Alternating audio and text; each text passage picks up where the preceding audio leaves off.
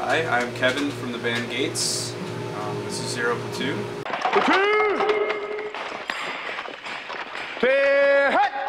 All the years that I stood rooted and strong,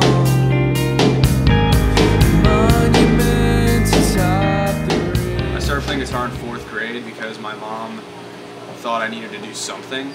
I didn't want to play sports. I think I tried to play t-ball and I tried to play soccer, and I was just terrible at sports. I don't, when the ball comes flying my way, I hide in fear of getting hit in the face. I don't know, but she was like, yeah, why don't you try guitar? And she gave me my grandma's old classical little, 3/4 scale acoustic guitar, and yeah, I learned 2 chords on it, started taking lessons, and it just kind of went from there. I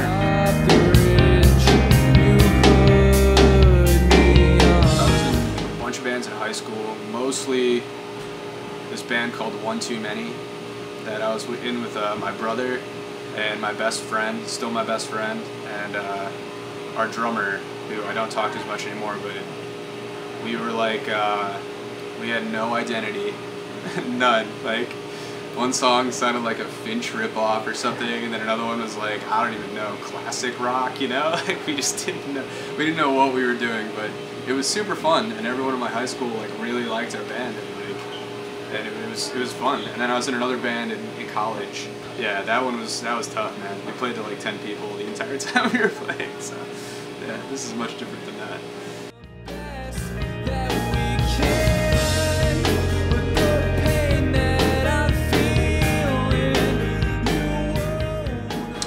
I started writing lyrics before Gates. I wrote just a ton of songs when I was in college. I started writing lyrics heavily. I'm pretty sure it was probably one of the many times my ex-girlfriend broke up with me. If that's the most emo thing I could possibly say, then so be it. But I'm sure I was just super pissed about that and was writing lyrics about it. And also, I think I always had weird worldviews and like a strong opinion on a lot of things, and I would always end up just writing about them. My song had to represent like what I was feeling. I've always felt that way. The most important thing was just how I was feeling, and that was how it began. Just writing about what I was feeling inside and just getting it on a piece of paper.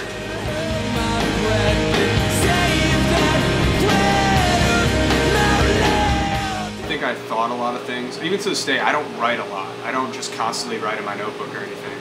Like, when I'm ready to write a song, I sit down and I work on it. So I think in that regard, it's a very the process is very much a painful one for me. I don't like doing it. It's like I have to finally get these thoughts down on paper, and so that's what I end up doing. The joy is me playing guitar. That's the fun part, and then when I start writing lyrics, it's like I'm inside of my horrible head and I have to like think about all this awful shit. So.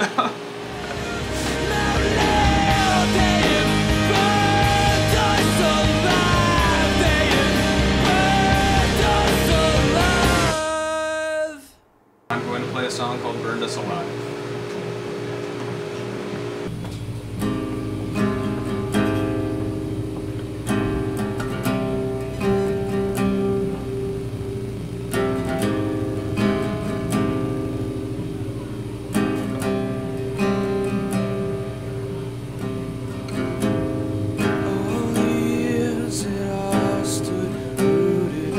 Strong monument atop the ridge, you put me on. Tired the machines rushing like a tide, and I know there's no place that I can hide.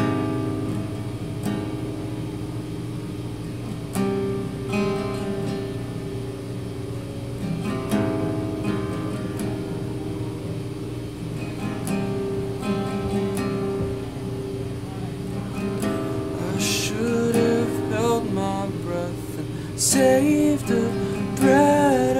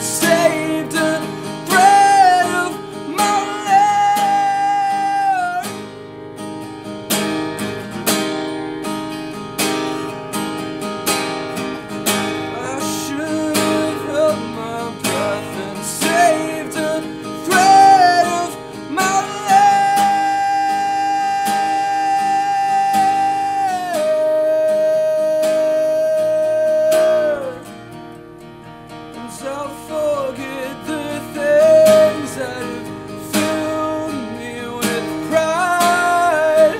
I wander through dreams that are old but died. And I look to the sky, but it's not enough. The sun's buried now under towers of us. They've burned us alive. They've burned us alive. They've burned us alive. They've burned us alive.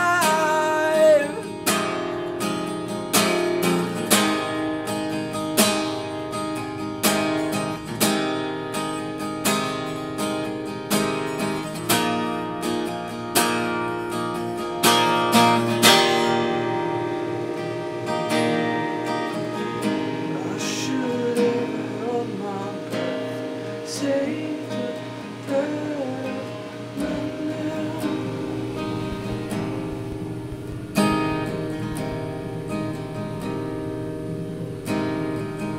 I should have held my breath, saved the breath of my now.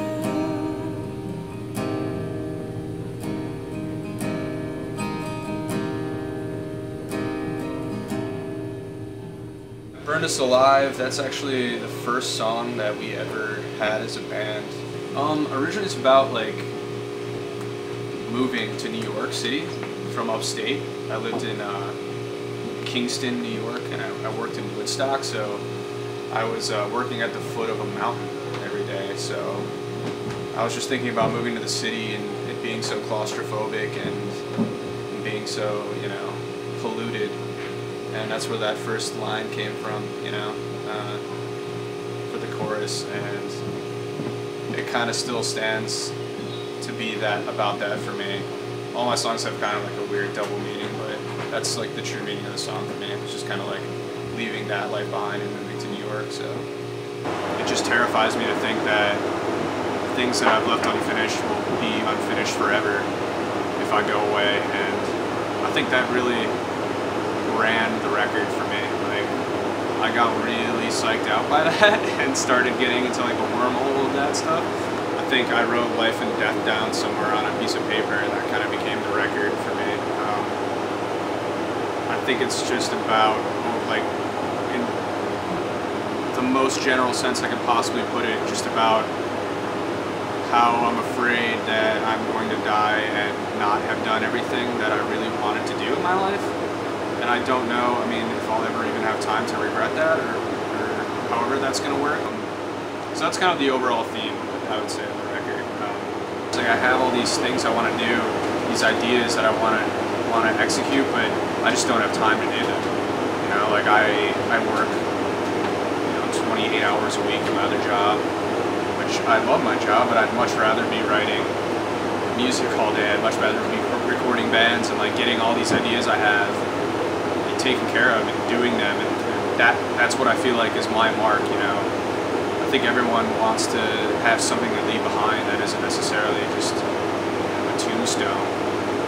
And I think it's awesome that we have these records now that are, you know, more or less permanent, and to be able to create more of that stuff is just, I don't know, maybe that's not what drives me entirely, but there's always this little thought in the back of my head that this stuff up here is just gonna go away with me, you know. If I can get it out, it'll be there at least to be able to revisit. So I try not to always be pessimistic. I try to end things on a hopeful note. You're in a valley and there's always a mountain, you know. There always is for me. I've had really bad years and I've had really, really good ones. You just never know. And the worst thing possible would be for your life to end, or for you to do something that would, you know, hinder the way you live, and for you to miss out on that, you know. So I feel like Sigur Rós is one of those bands I always put on when I'm feeling like just really emotional about anything. I feel like if you're really sad, it either enhances that or makes you feel better about that, and if you're really, really happy, it goes that way too. It just has that perfect like sound to it. And I think that and like all that the instrumental music, like Explosions in the Sky and everything, I think because there's no lyrical content and I'm always thinking so, you know, lyrically in my head that like I kind of can put whatever I want to those, you know, songs. So I try to, I guess I just go, I listen to that. I definitely listen to this Parentheses by Sigur Rós like way too many times when I'm not feeling like that good. Like way too many times, dude. But that's my go-to record for sure.